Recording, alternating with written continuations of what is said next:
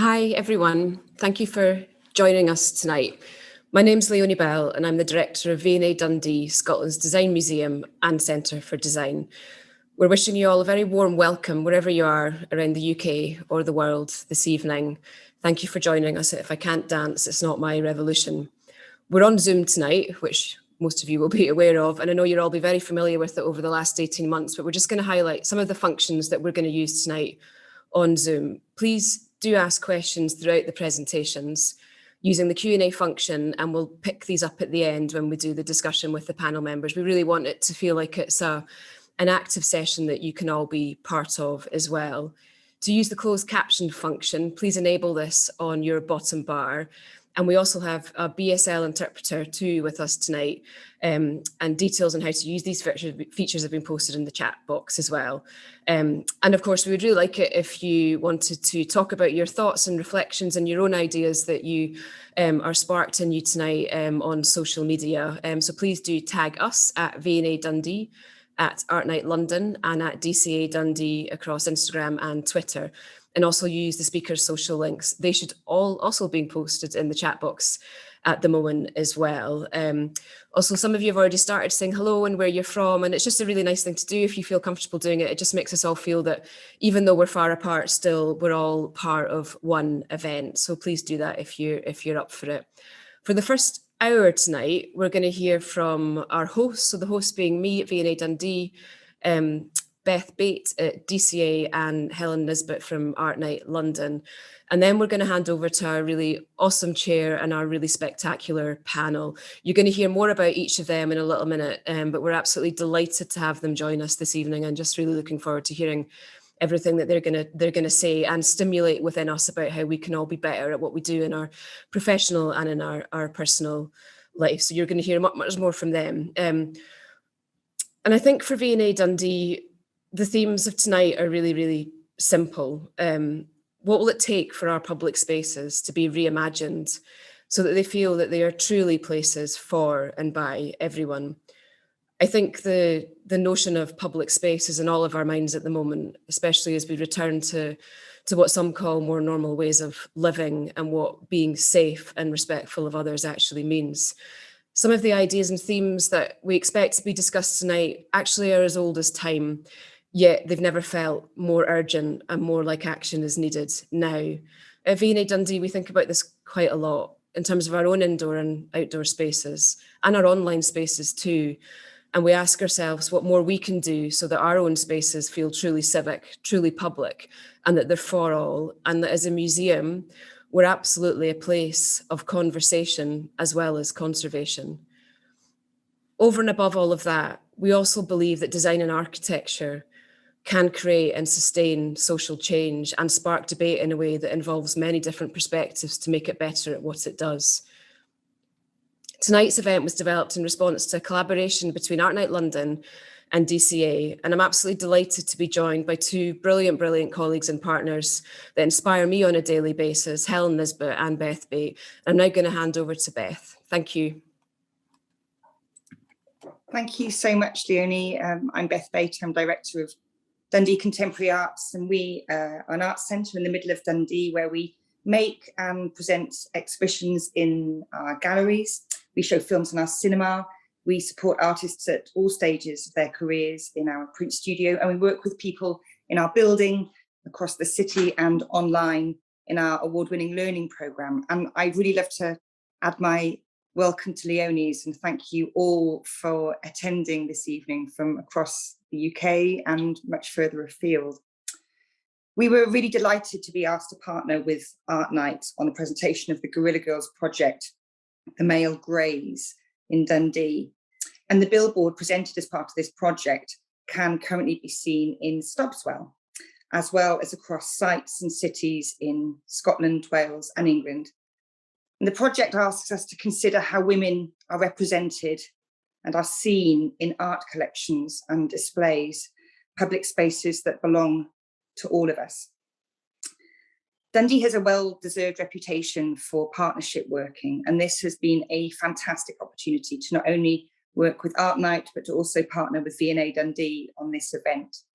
And like V&A Dundee, DCA has a hugely important role to play in the city as a civic organisation, as a shaper of public policy, but really importantly as a place where people meet.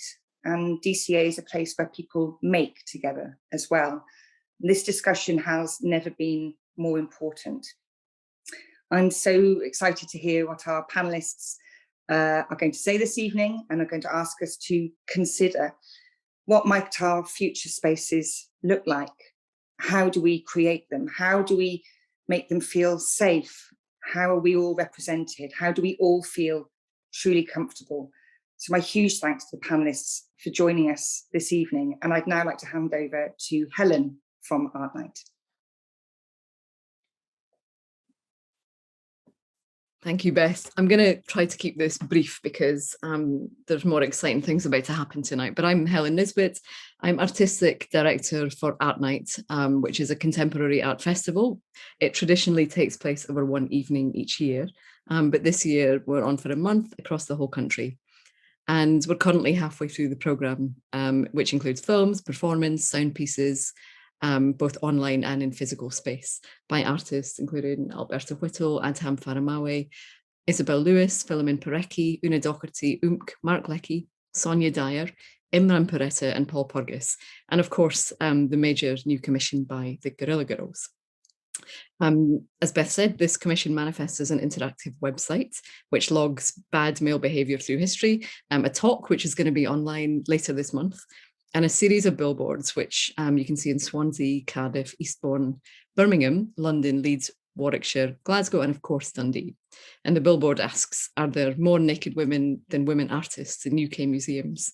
Asking viewers to go out to their local or national galleries and count the women in the collection and then add their findings to the website. And it looks back to their famous work from 1989, Do You Have to Be Naked to Get Into the Met? So when developing this commission and considering these questions that the Guerrilla Girls are still asking many years later, I've been thinking about all the places and spaces that women feel uncomfortable, unwanted, scared, pissed off. And talking about this with Beth and Leonie, we spoke about, the Dundee billboards. We decided to organise something that spoke about public space, but also what it means to an intersectional group of women, how we might improve things, and a kind of imagined city of the future, which tonight we're imagining is Dundee. And so that leads us to the talk tonight. So as I said earlier, the chair and speakers are much more interesting than I am. So I'm going to hand over to Akwugo Emejulu, who is Professor of Sociology at the University of Warwick. Her research interests include political sociology of race, class and gender, and the women of colour's grassroots activism in Europe and the United States. She is the author of several books, including Fugitive Feminism, which is published this year by Silver Press, and Minority Women and Austerity, Survival and Resistance in France and Britain. She is the co-editor of To Exist is to Resist, Black Feminism in Europe. So Akwugo, I'll let you take it from here. Thanks, everyone. Thank you, Helen, and thanks to Leonie and Beth for organizing this. This is fantastic. So hello from a very rainy and bizarrely humid Birmingham. What is even happening? It feels like Texas. So anyway, I'm really delighted to kind of chair this session with a great panel of speakers this evening. So I just wanted to say one very short thing, because of course we're already over time. So I want to say one very short thing about public space. Then I'm going to introduce the panelists, and then I'm going to hand over to the wonderful, fabulous Juliet.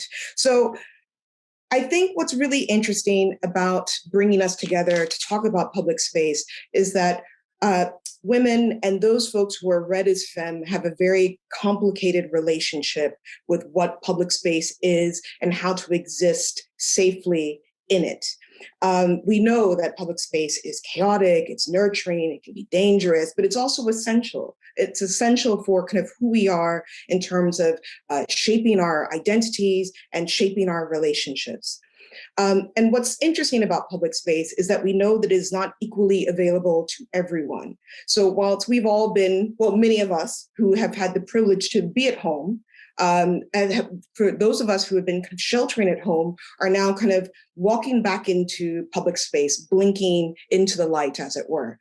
And it's helped us think about what is so important? What have we been deprived of over the last, say, kind of 15, 16 months of kind of being under lockdown? But what I hope will be part of our conversation is having us think about, well, for whom has public space always or consistently been denied?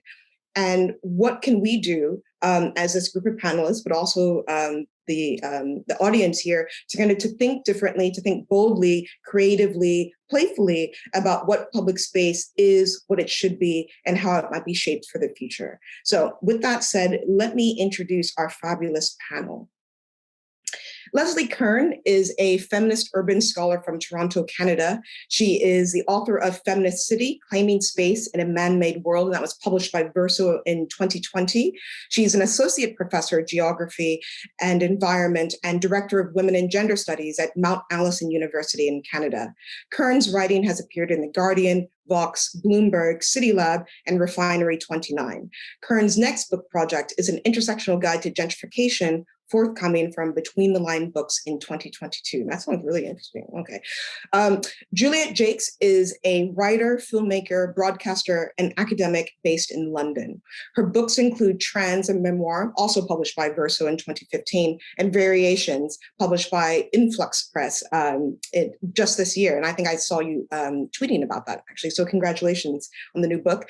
Her essays, journalism, and fiction have appeared in numerous publications. Her short films have screened in galleries and festivals worldwide. Shamiso Oneka is a designer, maker, and critical urbanist. Architecture operates at every scale, from the personal to the political. As such, Shamiso explores material cultures and the construction of collective and individual narratives through interventions that are place and body specific. Finally, we have Zorka Pringle, a disabled activist, community musician, composer, and creative facilitator based in Dundee. She uses music, poetry, and storytelling to advocate for topics she is passionate about, such as climate justice and disability equality, as well as promoting equal access to arts experiences for all.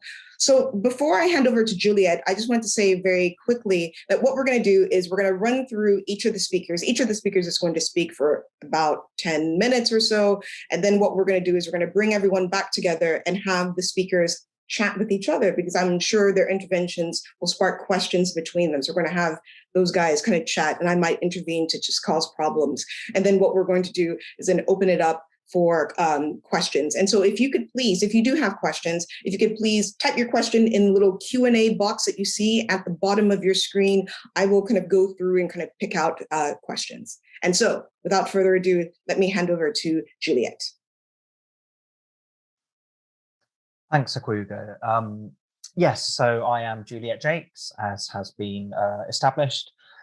I'm based in London, and I am going to read to you a kind of manifesto for the modern city that I wrote this week. The intellectual, emotional, and experiential possibilities of the city have always been infinite. But from the earliest days of the industrial metropolis, their governance has tended to mean the addressing of fears, sometimes reasonable and rational, but often not, and always stoked by bad actors, leading to the establishment of forces to control their populations. In London, the Metropolitan Police was founded in 1829 as the public face of the state, in response to concerns raised by groups such as the Society for the Suppression of Vice, and soon began to test its powers, finding its limits and then pushing them as hard as they could.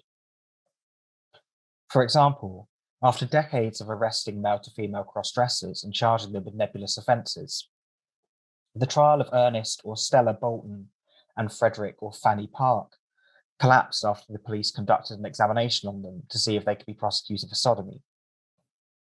They couldn't, and the judge lamented the lack of legislation to criminalise their self-expression. This high-profile farce led ultimately to new laws against gross indecency. Early 20th century conflicts with the Metropolitan Police, such as the Tottenham outrage and the siege of Sidney Street, fed into acts to control immigration, and later to regulate live performances and public space, and as the city grew in importance, to protect property relations. But what if urban politics were to be based not on fear, but joy? How might the huge potential that comes with mass participation in public life be unlocked? Historically, reconstructions of the city have been intended to deal with overcrowding and disease, or the aftermath of war or natural disasters, but also with the possibility that its unpredictable social mixing might allow the most marginal or impoverished inhabitants to coalesce into a movement. After the Great Fire of 1666, London's rulers decided to rebuild according to the medieval street pattern, rejecting Christopher Wren's plans for huge piazzas and a public quay along the Thames, which might have segregated the city's social classes more thoroughly than before and made its subsequent culture more sterile. In 19th century Paris, Haussmann's reshaping of the capital was commissioned to stamp out infant mortality and cholera outbreaks, but also frequent explosions of revolutionary activity. After changing his title from president to emperor, Napoleon III wanted Haussmann's plans to eliminate the narrow streets that had been so effectively barricaded in 1789, 1830, and 1848. I do not believe that the 21st century city needs to be torn down and rebuilt, or at least not all of it.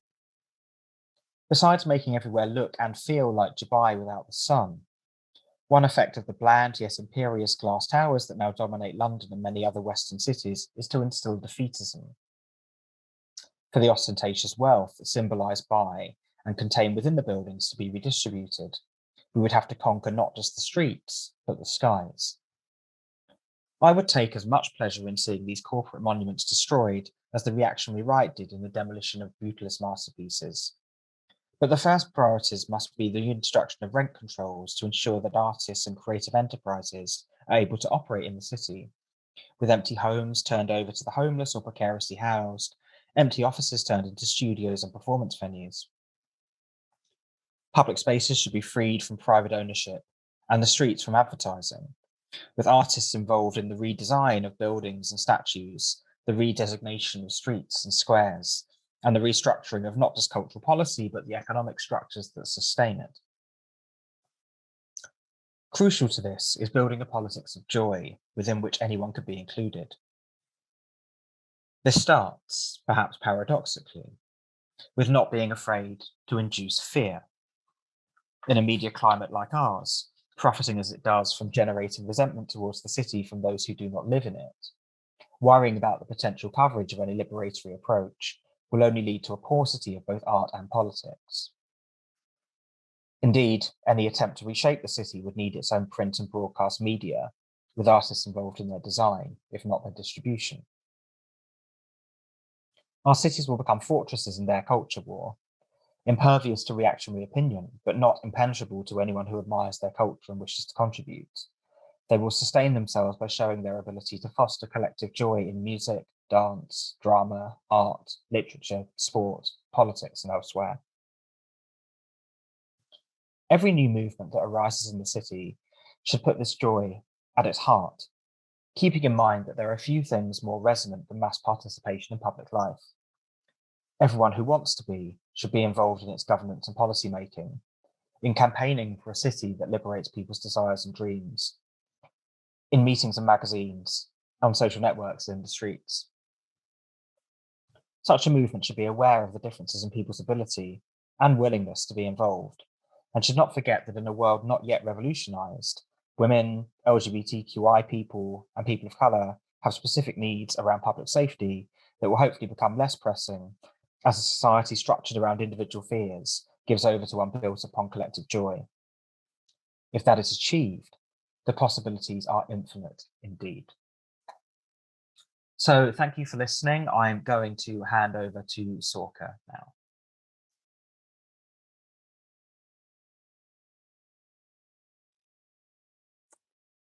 Thank you, Juliet. I'm going to start with a poem that I wrote for the Not Going Back to Normal, a Disabled Artist Manifesto, a project that took place last year to reimagine and transform the future of disability arts in Scotland. Excluded, feel stupid, unwanted, rejected, unable to be me. Unacceptable, too different, not right, not normal.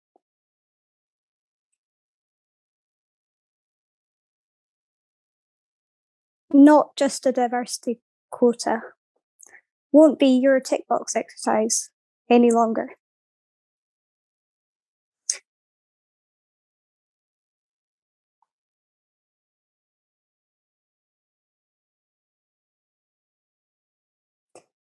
The tick box, a helpful way of seeing how well organisations are doing to include disabled people, or a way in which organisations can go into interviews realising that people are going to inconvenience them and therefore knowing that they won't employ them.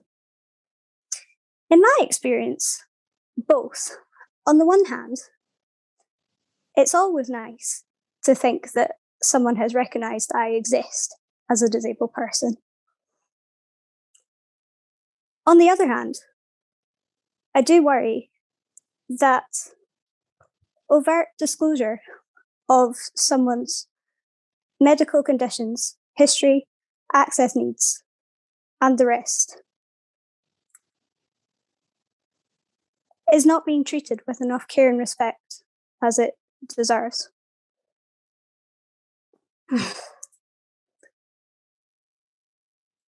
When someone walks into your interview room or your public space, and you know that they have specific access needs,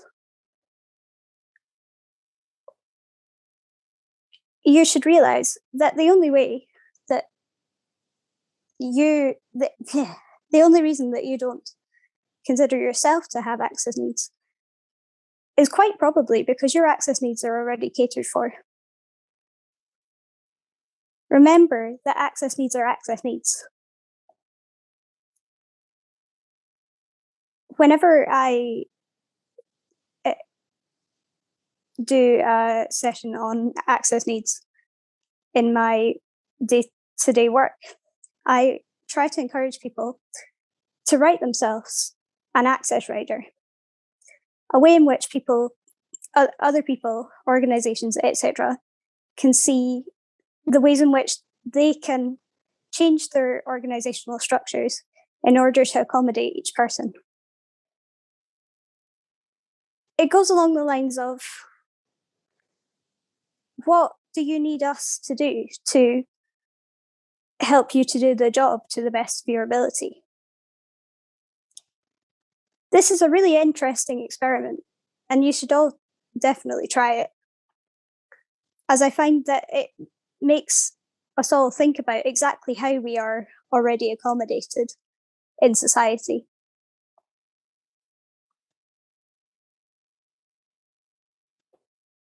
And onto the subject of reasonable adjustment. I wonder how that phrase hits you. I suspect for lots of people, they're filled with trepidation and dread at how a reasonable adjustment could affect the way that they conduct their business life, or their projects, or the activities that they run in their work or their day-to-day life. But I propose that we reframe reasonable adjustment to mean making our organisations more flexible and reflexive to the needs of each individual that walks through our doors, whether virtual or physical, in order to create a better diversity, both in our organisational structures and in our audiences, in order to progress our societies, and in particular, our public spaces for the better, by making them more diverse and inclusive.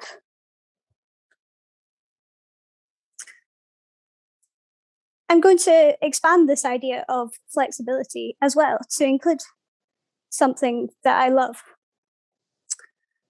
I love doing creative projects in outdoor spaces because I truly believe that outdoor spaces not only have the ability to inspire people and to help people to feel free in ways that indoors just cannot. I believe that we can use outdoor spaces for art, whether it be for exhibitions, concerts, or whether it be for creative projects with and for communities. To be more flexible venues and stages for the art and the creativity that we love so much in society than our indoor spaces could ever afford us.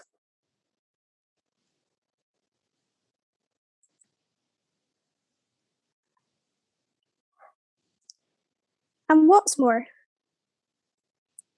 no artist, musician, dramatist, actor, author, or anyone else for that matter, has ever done something without a team of people behind them, cheering them on, supporting them, and making things happen. Think of all the people that you've ever worked with, whether that be in paid employment or in voluntary projects. Think of all the people who have helped things to run behind the scenes. In particular, as someone working in the arts industry, I think about the range of skills in creative teams, often behind the scenes, often forgotten about when a show or a concert or an exhibition is running. The amount of people power that it takes to run something. So why is it that when we think of disabled people, this need to have other people supporting us is any different? We all need support to do everything in our day-to-day lives at certain points. And we all need support to do professional things and to progress professionally. So why then do we think that as disabled people, extra support means some sort of easy life or advantage, as it's making something more simple or so on and so forth?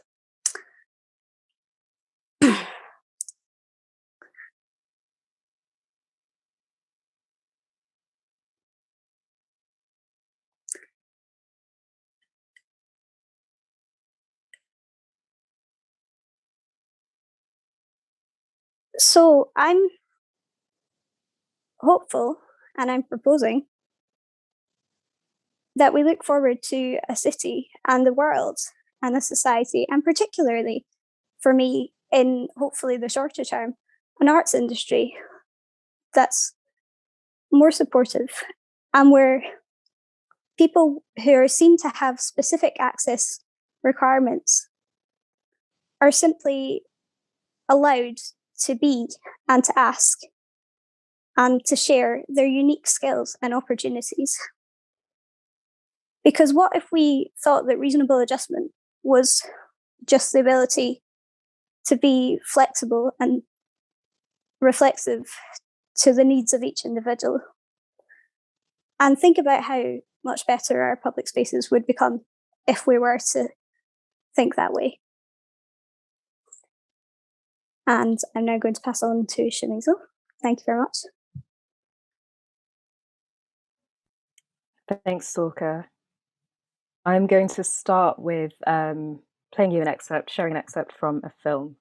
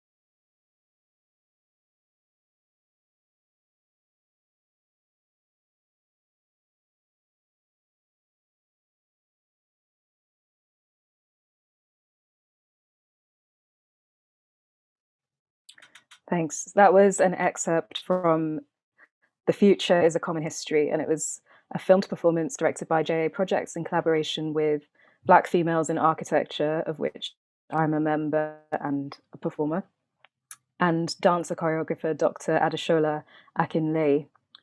I'm just going to share my screen now.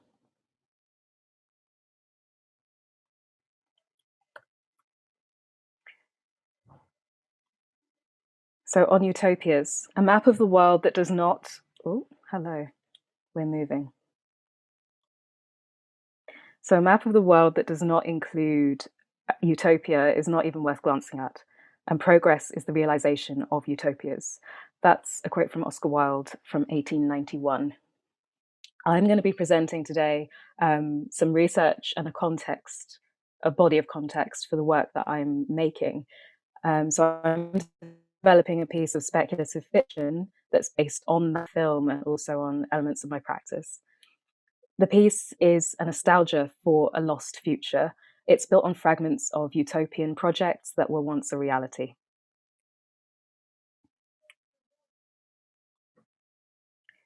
So part one, the characters of this revolution, past, present, and future.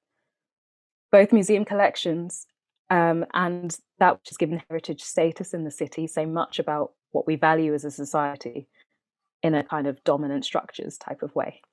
So a utopian future city must seek to really redress the imbalance of what is perceived as valuable and demonstrate a more inclusive future. The identities and objects presented within museum collections and the city itself are canonized and turned into relics. Institutions of art and architectural discourse and their artifacts within are supposed to represent a common set of values. But if you're a person of color, or you're not male, or you have a disability, you simply are not present in these spaces.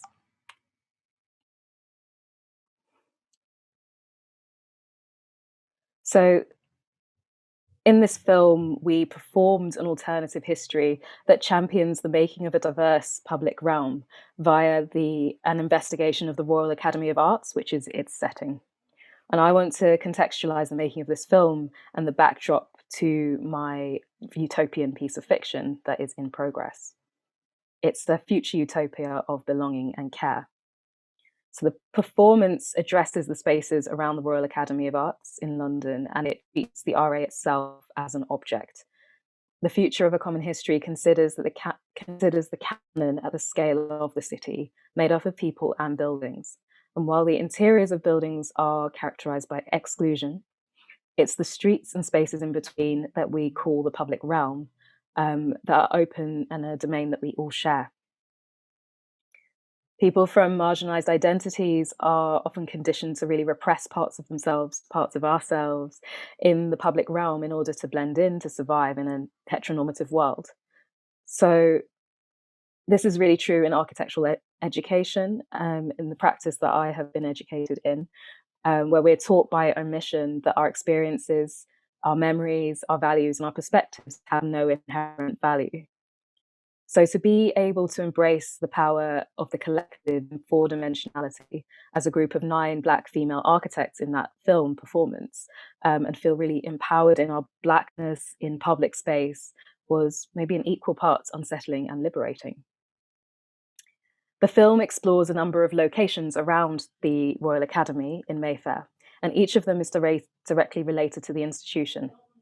Many of these spaces were designed by architects like these, who were Royal Academicians, including Piccadilly Circus, which was designed by John Nash, and John Soanes, who was a professor of architecture at the RA, and obviously a prolific collector. At another time, in another place, a South African woman, actually at the same time, in another place, a South African woman from the Eastern Cape, born in 1789, subjugated through human sex trafficking, toured Europe as an exhibit in freak shows. She performed on Piccadilly Circus, where we stood, where that film was made. This woman was known as Sarah Bartman. Her Khoikhoi traditional indigenous name was lost. She gained celebrity status, and although she was definitely not free, she began to subvert her objectification and began to see herself as an artist and a performer in her own right. She sadly died aged 26 from diseases as a result of pneumonia, syphilis, and alcoholism. Georges Cuvier, who had danced with Bartman at a party, made a plaster cast of her body before dissecting it. He preserved her skeleton and pickled her brain and her genitals, placing them in jars displayed at Paris's Museum of Man. They remained on public display until 1974. Her body had been collected. It wasn't until 1994 that Nelson Mandela requested the repatriation of Sarah Bartman's remains and Cuvier's plaster cast. The French government eventually agreed, but this only happened in 2002. They were contemporaries, John Soane, John Nash, Sarah Bartman. They lived at the same time in the same world. The architects designed the streets, but Sarah lived in them. Sarah lived a few streets away, actually, from Piccadilly Circus, this location, for a time, and she was said to have performed on this spot. So the spaces were traditionally owned by old white men, but for a single winter's morning when we shot this film, these spaces were owned by young Black female architects, embodying both the legacies of these architect men and also Sarah Bartman. So I feel like this experience of shooting that film was about camaraderie and the collective. There were these kind of transcendental moments of connection, of sorrow for Sarah Bartman as we danced where she danced. Making the film was about constructing a future history that is common. And so in this speculative piece of fiction that I'm working on, I want to create a world for Sarah Bartman to call home, a place where she could experience liberation, and that is the utopia. So the next few parts of the presentation are the kind of components of this world that I'm building for Sarah.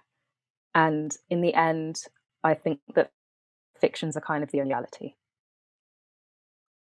So part 2, the foundations of the revolution.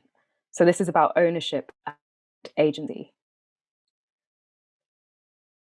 So David Harvey, Professor of Anthropology, defines the right to the city as collective power over the processes of urbanization. So the production, the use, and the ownership of spaces are crucial elements in seeking spatial justice. I believe that architecture can be both a mirror and a mold to our society, both reflecting and shaping who we think we are. So this utopic future is necessarily home to autonomous communities. Autonomous communities that inhabit and co-create spaces that answer to their specific needs and their divergent needs and empowers them as citizens. These are created from desire, not for profit, and they're held together by collective values and mutual understanding. And they might look like this. These are images of London's only Black-owned self-built community, Nubia Way. So Nubia Way was initiated by a man called Oshodi, who was really inspired by housing co-ops that he'd visited in post-independence Zimbabwe in the late 1980s. Together with a group of like-minded Black Londoners struggling between the housing market and the socially rented system, they adopted the Walter Siegel method of DIY construction to make their dreams of home security a reality. In traditional Zulu settlements, women own the property. They plan their neighborhoods. They designed the most desirable adjacencies to suit polygamous family structures and hand-built their homes with craft skills at the heart of their building technology. So how can we use this kind of knowledge to really realize communal and intergenerational spaces that reflect us now? And what knowledge could Sarah Bartman, this central character in my story, have been told by her elders? And what would she have wanted to pass on? Spaces that really challenge the status quo of private property and heteronormative ways of being together feel like an appropriate home for someone like Sarah Bartman and for someone like me. Through radical spaces of shared knowledge and community education, we can really I believe, prevent the cycles of collective amnesia that prevent us from making tangible steps towards a more inclusive future. So I'm going to show you one such space, which is also one of the sources of some of these references. So on everyday utopias, institutions and archives. I spent 12 months in residency at the George Padmore Institute, which is a really small but enormously significant archive in North London. It houses material of Black British cultural, educational, political movements, and also documents international solidarity movements across divisions of border, nationality, and racialized categorization. It was set up in 1966 as a bookshop and also as the UK's first Black publishing house. And this organisation was really a centre for community education and action. It's a really incredible place, but in its current form as an archive, I believe it is rendered inert and of little day-to-day relevance to anyone outside of an academic niche. So I worked alongside founders, the archivist, staff and trustees, and they worked generously with me. My focus became reimagining the future for this archive. So I listened, I learned, and I shared my critiques and recommendations about the institution's role, its purpose, its spaces, and its programme. I began repurposing the surplus of ephemeral material, which are things like mass-produced pamphlets and leaflets, things that they have lots of, in a performative action of shredding them and repurposing them that helped me to step out of the role of a consumer of culture and into the seat of authorship and creative production. So the archive, I believe, should be a public living room, a public space, a space for storytelling and dialogue that will help us to resist the cycles of collective amnesia about our past, a place where everyone can feel welcome, seen and heard. This will be a social space for Sarah Bartman. In the spirit of the original bookshop and publishing house, I speculated on expanding the institution's values and programme across a wider urban geography. So how can this archive become a public living room, and then how can it scale up to the city?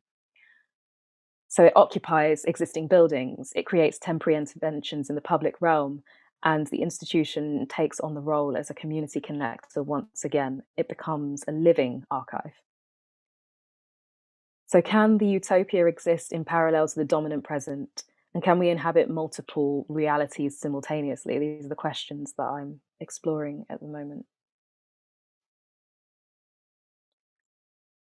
And finally, on tactile utopias, queering craft and decoration. In his 1908 essay, Crime and Ornament, Adolf Loos pathologized architectural decoration as inherently immoral and extrapolated that a decorative visual culture was tantamount to immorality, proclaiming that a Western modern civilized society had outgrown ornament. This is an example of his architecture. Over 100 years after Adolf Loos's essay, the legacy of his language still really endures in minimalism. And in a way, the dominant forces in society still seek to police and demonize decorated, non-white buildings and indeed bodies. We will always be dancing on the relics of our collective past, and I believe it's our choice to do what we do to choose what we do with our inheritance. So I explore constructed identities through craft and through ornament. I work in standard materials like ceramic and plaster, and also less traditional materials like braided hair extensions. As designers, I think we can reframe, juxtapose, remix the familiar building blocks of visual and architectural language. And when we do this, we can create meaning and describe what is yet unknown. We can describe what the home for Sarah Bartman should really look like. Fundamentally, these practices of architecture and city making create tangible material narratives that we inhabit temporarily, but these are the stories that we leave for future generations. I spent time at an architectural moldings workshop in Hornsey, learning techniques and getting my hands dirty with the reproduction of neoclassicism. We can approach design and explore it in a spirit of open and active inquiry, irreverence, and play, recognizing the value of how all our constructed identities shape the experiences we have of the city in ways that might differ to others. So thank you all for listening. I'm going to pass on to Leslie.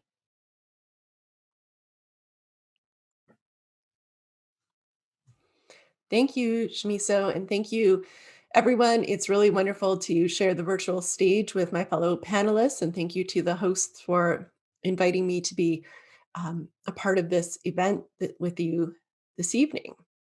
So I'm joining you today from what is currently known as Sackville, New Brunswick, Canada, but is also the unceded territory of the Mi'kmaq people, with whom we are governed by ongoing treaties of peace and friendship.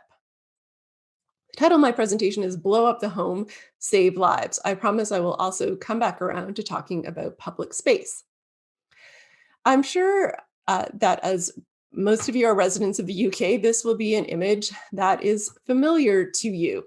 I think it's a great place to start because it invites us to notice a variety of the assumptions that have long been built into our social and physical infrastructure, to think about how they've impacted policy, for example, during the pandemic, and to imagine what we need to do differently during this time and beyond. I think a feminist analysis practically conducts itself of this image, but since you invited me here to speak, I'll spell a few things out. The first thing we might think about is gender. There seems to be one male presenting figure in these images. What is he doing? What is the home for if you're a man? Pretty much the same thing as if you're a cat, it would seem. Care work, who is doing this work and where does it happen? Family, who lives in a home? What is a family or a household? Who is not here? Seniors, single people, big families, multi-generational families, disabled people, many others. And the home itself, how is it bounded? Is it isolated or relational? What's the relationship between the home, care work, gender, the family, the city as a whole, and indeed public space? I want to point out that this is not just imagery. The assumptions that are coded in this image play out in real world ways, which we saw very viscerally during the pandemic. So I'll just quickly show a few headlines from earlier on in the pandemic. And I think we probably have seen versions of these in places all over the world, noting that the pandemic exacerbated the gender divide in household labor, i.e. the divide where women still do much more than their fair share of that labor. The fact that around the world, millions of women have been forced out of the paid workforce because of the inability to juggle care work and the loss of jobs in female-dominated sectors. And of course, the reality that in many households, it was women who were taking extra time off from work in order to, deal with the I don't know, the ins and outs of getting your children tested and looking after sick family members and so on. So I want to think about a more careful city. A feminist city to me is one that thinks about care work and tries to build in systems to make it happen. And as part of my manifesto this evening, I want to suggest that we can both learn from the past and build for the future. Women have been talking about blowing up the home as we know it for a long time. So we can certainly look to the past to generate some ideas for the future. So this is a quote from suffragette Elizabeth Cady Stanton from 1848 in the Seneca Falls Convention, where she told the audience, "As a housewife, my duties were too numerous and varied, and none sufficiently exhilarating or intellectual to bring into play my higher faculties. I now fully understand the practical difficulties most women had to contend with in the isolated household, and the impossibility of women's best development if in contact, the chief part of her life, with servants and children." So the suffragettes believed that a spatial reorganization of society was going to be necessary for a social reorganizing that would permit women to become more equal. As you can gather, I think, from this quote, many of these women were talking about the situation of women who were fairly privileged, who were white, who wanted access to education and the professions, rather than the situation of women who were already working, always had been working, and of course, those recently freed from enslavement. Some of the visions were socialist, explicitly socialist, some not so much. Some left a lot of class divisions intact.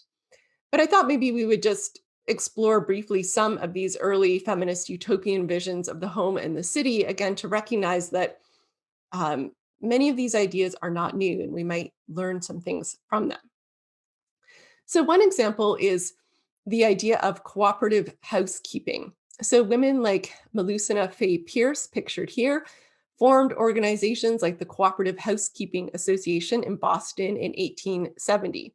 And the idea is that women would come together in a co-op to do domestic chores collectively, and they would request payment from the husbands for this work. Now, this experiment was fairly short-lived, and it was undermined, perhaps not surprisingly, by husbands who did not allow their wives to fully participate.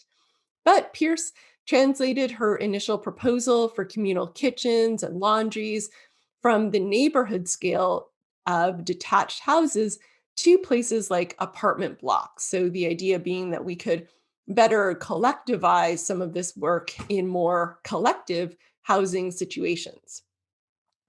One of those innovations was the idea of kitchenless houses. This might seem almost shocking to many of us living in the West, in the global North, the idea that your house would just not have a kitchen. But in fact, this was not, the idea of this goes back some time, let me say.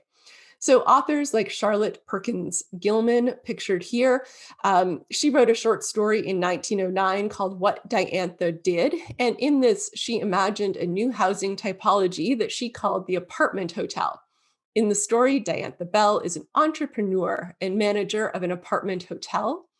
She cooks delicious food, handles the housekeeping perfectly, and manages the accounts flawlessly.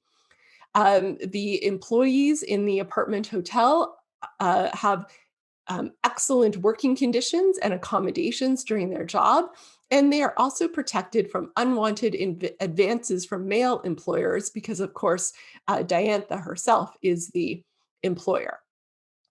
Now, this was not only in the realm of fiction.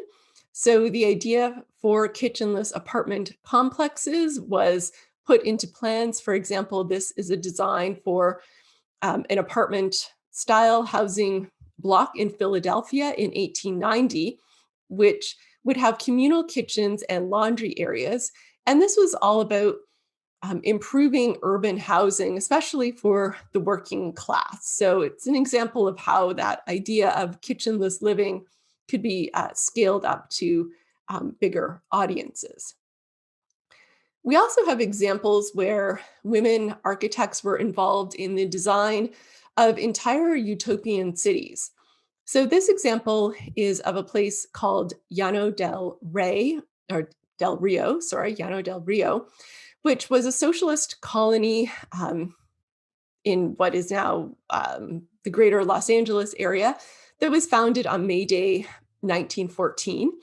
An architect named Alice Constance Austin was the designer of this city. And in it, she anticipated labor-saving devices in the home by incorporating things like an underground central laundry, kitchens with hired chefs, where workers would essentially be relieving women of the, quote, thankless and unending drudgery of an inconceivably stupid and inefficient system by which her labors are confiscated, end quote. So Austin arranged administrative buildings, restaurants, churches, schools, markets, and so forth in a circular plan so that everybody would have fairly equitable access to those spaces. She also incorporated communal daycare areas And she designed furniture that would be easy to clean. Imagine this, no crevices for dust. There were rollaway beds and heated tile floor rather than carpet. And this was all meant to cut down on housework. So basically the entire city was designed to eliminate private domestic work and to incorporate this into the public. Arranged on a radial grid, these blocks of kitchenless courtyard houses surrounded neighborhood parks, and they connected to underground tunnels with little sort of trolley railway systems that would deliver meals and return dirty dishes and laundry to the community facilities. So let me come back to my point that women and feminists have been trying to blow up the single family home for quite a long time now. So when I think about the implications of this for the city, what I'm thinking about is how can we put care at the center of the city, both organizationally and also spatially? How can we bring care into public space? Now, during the pandemic, many people became aware of what has actually been a long-standing practice in many places, which is the world of mutual aid. And I think this is one area that we can take some feminist inspiration from. So mutual aid is, goes back to activist groups like the Black Panthers and immigrant communities that saw the need to help provide for one another, not in a hierarchical way that's based on charity or based on state-determined social assistance programs, but rather one that is based on the principle that we all need care and that we all have resources to offer. It's not just some giving to others, that we actually can share resources horizontally. And the idea is that communities can kind of bypass the system with all of its exclusions and racism and withdrawing of benefits and all of that kind of stuff to exchange resources reciprocally. And I think that this is a great building block for the idea of a careful city, right? One that doesn't see care as coming from those who have to those who have not, but sees it as something that flows amongst all of us. So for me, I want to think about how can we pull care work out of the home and let it take up space, right? We want it hidden away. We don't want to see it ever. We want to keep it invisible so that we can keep exploiting the people who do it, either for no money or for very little money. But what if we let it be seen? What if we brought it literally into the daylight, into our public spaces with all of its messiness and noise and chaos and emotion and all of those things that we try to design out of urban space in most ways? This would be, I think, a delightful counter to capitalist and consumption-centered uses of public space. We can find ways to involve everyone, whether that is through communal kitchen projects where we can feed each other, whether that's through outdoor learning and classroom spaces for children and other community members. Essentially, the idea is how can we make care into infrastructure? So I think we kind of need at least two things. One is to reimagine the home itself, whether we think about co-housing projects for seniors, for families, for young people, as ways of sharing a lot of the labor of the private home and also of creating a better kind of social and caring environment within housing complexes themselves, whether we think about redesigning or creating flexibility in the kind of home spaces that we create such that they are not these kind of cages for domestic labor. And at the same time, thinking about how we can change the way that we use public space so that this care labor can become visible, valued, and appreciated by everyone, because as I said, we all need care labor, and so we should all be contributing to it in a collective way. So thank you. That's the end of my presentation. So I'm going to invite my fellow panelists and hosts to join up so we can kick off our discussion. Thank you. That's great, Leslie. Really appreciate that. Wow, you guys brought the fire on this kind of rainy where I am evening, and really kind of threw down the gauntlet, as it were, in terms of helping us think through what a different kind of city, whether it's Dundee, Birmingham, New Brunswick. Is New Brunswick technically a city? Who can say? I guess Leslie probably can say. But in terms of throwing down the gauntlet and helping us kind of think through what a different urban space might be and what it might look like. And I suppose I was really interested in seeing just the very clear connections between all four of your very different presentations or manifestos or talks, but kind of seeing the foundation of a very similar kind of very similar patterns of ideas, particularly around issues around joy, care, as well as, and I think this is really interesting, a lot around kind of memory and kind of public remembering and kind of learning from the past in order to build a different kind of future. So that's kind of what struck me. I have some specific questions for you guys, and we're going to open it up to the audience in a minute, so don't worry, folks. But I want to give the speakers an opportunity to speak with each other. So if you guys have specific questions for each other, please have at it.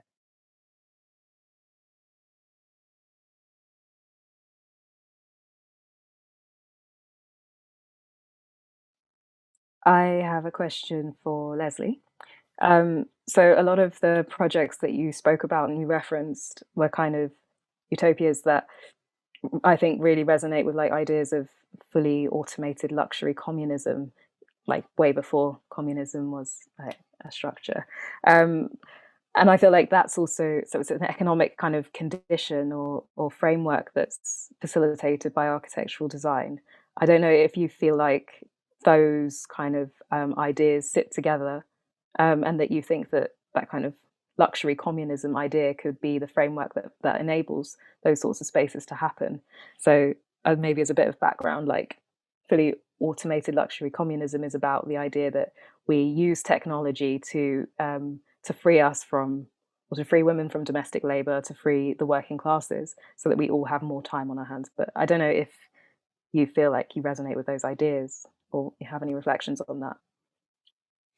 Thanks. That's a great question. I guess I don't know really anything about that a particular idea, but I think you're right. I mean, those are some of the kind of ideas flowing through some of those utopian visions. I would say for myself, I'm probably less interested in the sort of technology side of things and more interested in the like collectivization of this labor that has been so, unequally apportioned both within the home, within the city, and around the globe in terms of a kind of global division of labor in terms of who does what sort of work. So I think technology could facilitate some of that, but I don't necessarily see us or kind of want to see us as like, outsourcing care in that way, because I don't actually think that there's anything wrong with care labor. And I think we could actually value it. We can find joy and pleasure in it, but it's difficult to do so when the conditions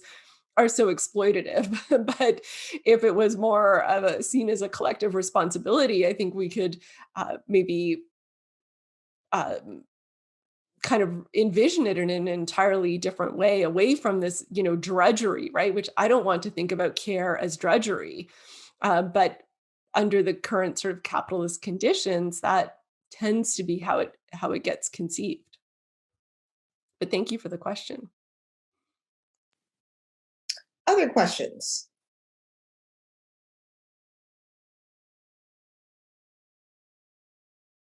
I have a question for Juliet, if that's okay. And also I have a question for Leslie, and I hope that's okay if I can abuse my chair's privilege. And don't worry, I'm gonna answer audience questions as well, so don't worry. But Juliet, I wanted to know, what role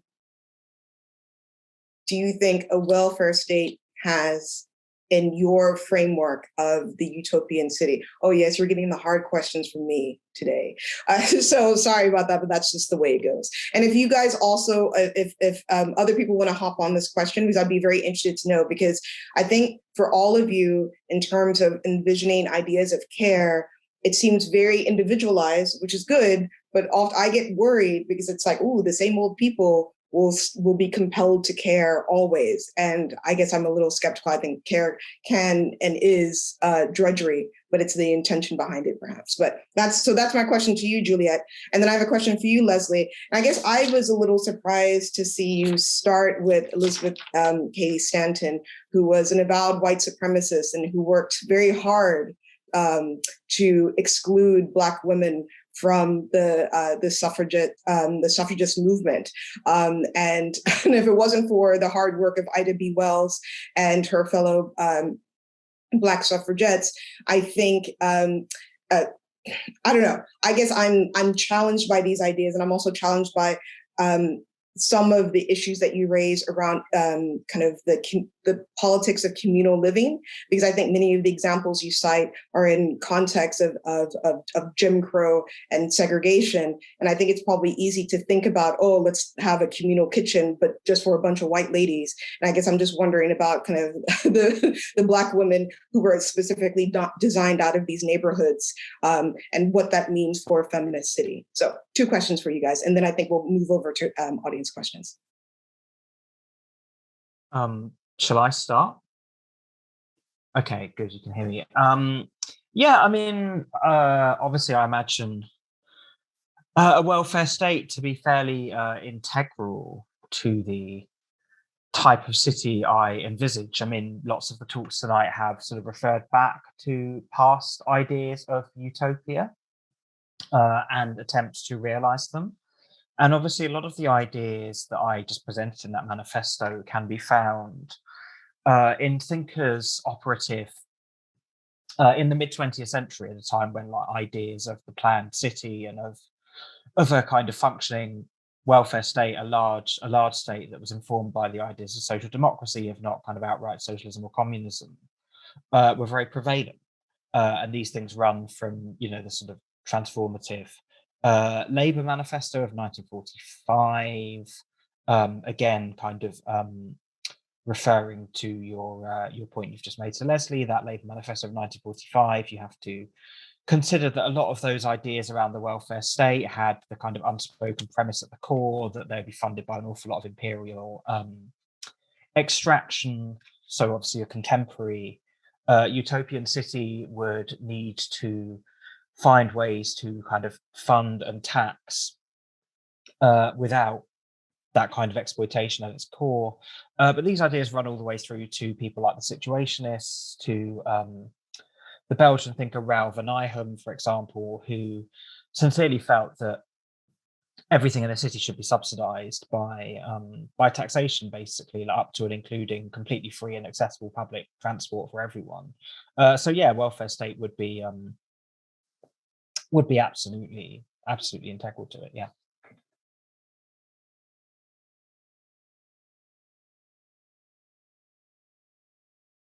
Yeah, thank you for that question. Yeah, as I mentioned at the beginning of the presentation, I mean, the viewpoint of many of the women who were envisioning these utopias was, yeah, decidedly not intersectional as we would recognize it today. And one, I think, could reasonably argue that one of the kind of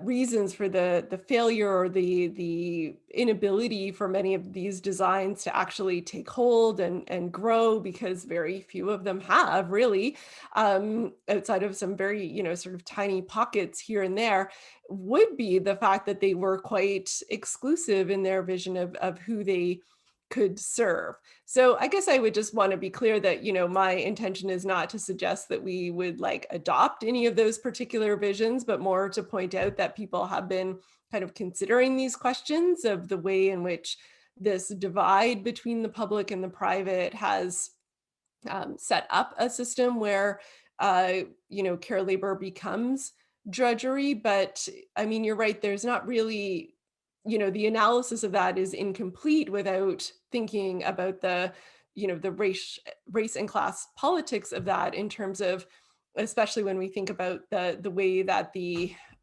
ability for some women to relatively escape that so-called drudgery has been to pass it on to the underpaid shoulders of women who work in housekeeping and service industries and looking after children and so on, who are often women of color, immigrant women, temporary migrant workers, and so on. And so my point about there being this kind of global division of care labor as well is to kind of speak to that as well. So it's been a while since you asked your question, so I'm not sure if I've answered all the elements of that, but I'll put that out there for now. And yeah, thank you. No, that was fine. Thank you very much. And I don't think anyone would ever, I think it's weird to kind of apply terms to the past. So like no one is saying like Stanton needs to be more intersectional. She was in about white supremacy. So anyway, it doesn't matter. But like you answered my question and that's fine. So thank you very much. Zorka and Shamiso, do you have any kind of comments or questions? I was just going to comment and say that I really resonated with Leslie's idea of collective care and think it really it connected to things that I said, I think. So yeah, thank you. Yeah, I also really appreciated Zorka's references to this like invisible labor that makes things happen. And it kind of made me think in my architect way about how we could turn these kind of backstage operations of the city into the foreground and into like a kind of a celebration of care in public space, which is obviously something that everyone has said in various ways tonight. That's great. Well, Shami, so please keep your mic on because the first question from the audience is for you. It's from Paloma, and she asks, what role would you consider artists to have in city design? Traditionally, artists would be commissioned to make decorative art, such as statues, whereas it seems now they appear only as temporary installations, such as the fourth plinth. Yeah, I think it's an incredible irony that artists are kind of traditionally confined to the realms of decoration, and in the city at least, and architects are almost like forbidden from it. It's kind of strange hierarchy of who should be thinking about what and who should be working on what and how people should be able to act. But I think just reflecting on the role of an artist in the city, I think the kind of creative, critical skills of artists, as well as their like ability to be super generative, both like in ideas sense and of real like material things, like a knowledge of how to make things, a knowledge of how to build things. I think like that combination of skills that artists have and like combined with values. I don't want to say that all artists hold the same values, but I feel like there are maybe commonalities amongst people who are artists with their values. Maybe that's a bit of an assumption, extrapolation. But I think that those things make artists probably some of the most capable city makers of like people who can dream but also make things. I think that, yeah, I'd love to be in a city where artists were able to take a more central role in and realizing the physical, realizing physical spaces and thinking about how they work. And I think that what would come with that is maybe more of a sense that the city could be editable and like a place where experimentation can happen more easily, more testing, more play, more of a sense of like things aren't done. That's great. Thank you so much. The next question is from Sheena Rayburn. This great Scottish name. Oh, I miss these names. Anyway, sorry. As local governments are resource poor to look after public spaces, and privately funded public spaces are becoming more common, such as kind of King's Cross, London, alongside the control of behavior and access within and to these places, how can we reconcile this in providing a caring, inclusive public realm? So, that was a lot. People are... But that is a question for everyone, essentially about, in this context of austerity, how do we reconcile this with, and the privatization of public spaces, what kind of impact does that have on your ideas of care in public space? That's essentially the question. So can we start with Zorka first, and then I'll go around to some of the others.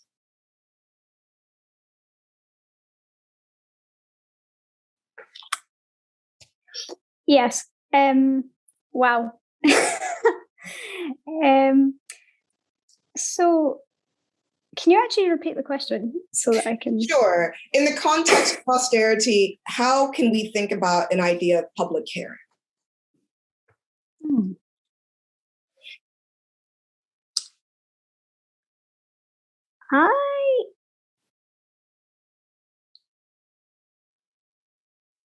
Can I abstain and come back to me? You sure can. And I say good for you. Really? That's Sorry. actually a hard question. And so, you know what? Good for you. God bless you. All right. Who wants to take on this question about how can we think about public care in the context of austerity measures? Leslie, can I hand this over to you? Sure. Yeah, I mean, the original question mentioned the sort of the privatization of public space as a strategy that local governments are using in order to kind of have the private sector help essentially pay for, amenities in the public realm, whether that's parks, seating, play areas, gathering spaces, and so on. And yes, that's a strategy that's very common here in North America as well. But I think we have to keep in mind that, these places that have the appearance of being public but are actually private are ones where there are probably going to be even stricter regulations around what you can and can't do. So the likelihood that, a mutual aid organization can go into one of these spaces and set up a, grocery exchange area or some other kind of, service in that space is very unlikely, right? And these spaces are patrolled often by private security. They have a lot of surveillance. So all of the, all too common racialized exclusions of homeless people from these spaces, excluding some of the people who require, I don't necessarily want to say the most care, but who definitely have been left out of so many of systems of care in society. So yeah, I think that move to privatization, while I understand, where it comes from, I don't think it's going to get us where we want to go. Shamisha, do you want to hop on this? Because I feel like this is your wheelhouse too. Yeah, sure. Just reflecting on some of the things that I talked about to do with kind of autonomous communities and what sat underneath that example of Nubia Way, the kind of self-built Black-owned neighborhood, was kind of ideas of community ownership and reality of a cooperative structure that can make that happen financially. But I also think that the cooperative structures that we have for community ownership tend to focus really around the interiors of spaces. And I think there's a risk of creating these little utopian enclaves for specific communities. And then where is the place where people hear conflicting views from other people or learn about others and meet people and actually engage in public civic discourse and public space. So I don't have an answer to your question, but maybe it's around a couple of things I can think about. It could be around kind of actualizing the power of the commons. And I think as a framework in the UK, at least, or in England, I don't know if it applies to Scotland or Wales, it's like a structure that grants land for public use in perpetuity. And there are spaces that are the commons. And I think when they're threatened, I think it's our duty and our right to kind of demand access to those spaces, to the commons, or create the commons in other ways. I'm probably not the expert on all of this, but I think that thing about common access in perpetuity is really important. And if that's not granted, and if that's not forthcoming, then I think it's about protest and demanding the right to it. That's great. Thank you so much. Next question, we're going to change tack a wee bit. And this comes from the V&A's Young People's Group. And so one of the questions, they sent a whole list of questions. It's like, we're not going to be able to answer all those questions. But so Nicole has happily kind of sent along one question from them. And the question is, in regards to Guerrilla Girls, male Gray's billboards, do you think we're moving backwards or forwards in how genders are represented in society today, especially when considering how historically genders have been represented in art and media in contrast to now? Folks love these long ass questions, but but essentially, are we going backwards or forwards in terms of how genders are represented in society today? Juliet, can I ask you to kick us off, please? Yeah, I think this is again is kind of partly a question of corporate control and advertising. Advertising bodies will do absolutely anything if they think it can sell a product. I mean, you're talking a largely amoral industry, really, and as such, quite a difficult industry to combat. So in terms of going kind of backwards and forwards, I mean, this is a sort of like pretty kind of wet answer in some ways, but obviously in some ways it's getting better, I think. I mean, the amount of access that everyone has to a kind of visual commons now online does allow people to put forward alternative models of representation and sustained and quite creative and intelligent and often quite funny critiques of the way gender is represented in public space, but also backwards in terms of, this feeds back to the last question as well, the sheer amount of control that large corporations increasingly have over public space and over our visual language and over the networks that we use to communicate with each other. So yeah, I couldn't come down on either side of that definitively, I don't think. Yeah, and it depends on how you're positioned in particular kinds of spaces in many ways, right? And what kind of access you have to particular spaces. Leslie, I feel like this is something you were born to answer in many ways. So do you want to have a go here? I feel like this is actually maybe less my area of expertise, but I guess, I mean, sometimes I talk about, the importance of a sort of symbolic representation in public space, the fact that there are still relatively few streets, public buildings, squares named after women, named after people from all sorts of marginalized groups, right? And, that in and of itself is not the creation of a feminist city, for example, but it is, I think, part of the process of, signaling that there's an openness to rethinking the people that we have historically venerated through statues and naming and monuments, and trying to, broaden that vision. So I think there's, slight improvement there, but as we've seen, so much controversy over whether you can take a statue down and what you put up in its place, there's still a lot of very deeply held feelings about what is right to have represented in public space. Well, Leonie has appeared, which is my signal to say to everyone, thank you very much for an absolutely fantastic discussion.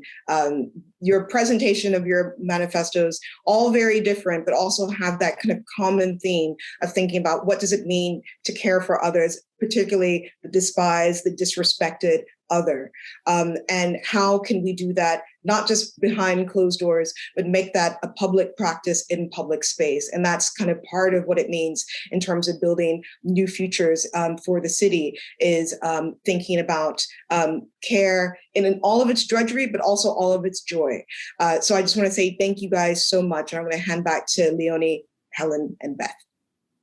Thanks, Akwugo, and thanks all of you and audiences for joining us. I think that was really amazing and it was emotional, and I think it possibly changed all of us hearing everybody speaking. I think it was a very thoughtful and thought-provoking evening with you all. And I'm going to be really weird going and watching the football now, and we'll see how we all adjust to that in the next minute or so. But just so many words, I think, that have come into us listening to you, words like joy and care and sort of sense of collectivism and visibility and memory and things that actually just had real meaning with them. So thanks from me. We're going to do a bit of a comedy farewell. So I'm going to hand over to Helen and Beth now, but thank you. Beth, shall I say thanks from both of us? You can do a thank you from both of us. Okay. We already felt like we were Tess and Claudia and one extra, or possibly the three Ronnies. So over to you, Helen. Exactly. Yes. I mean, really, I'm just going to end by saying thank you so much to Akwugo, who's just the most incredible chair. I want more time with you, please. And the incredible speakers too. Juliet, you blow my mind as always. Zorka, it's wonderful to hear you talk. I want to meet you in person. Shamiso, similarly, I was in tears listening to your presentation. It was incredible. And Leslie, thank you. That was absolutely wonderful and really interesting. So thanks to all of you. I thought we could end with the quote from Juliet right at the end there, which is semi-hopeful. It's getting better, I think, which is probably not entirely what you meant, Juliet, but a nice way to end the evening. And I know that everyone wants to go and watch the football, so go and do it. And I'll see you all very soon. Thank you. And thanks from Beth, Leonie, and I. Thank you, everyone.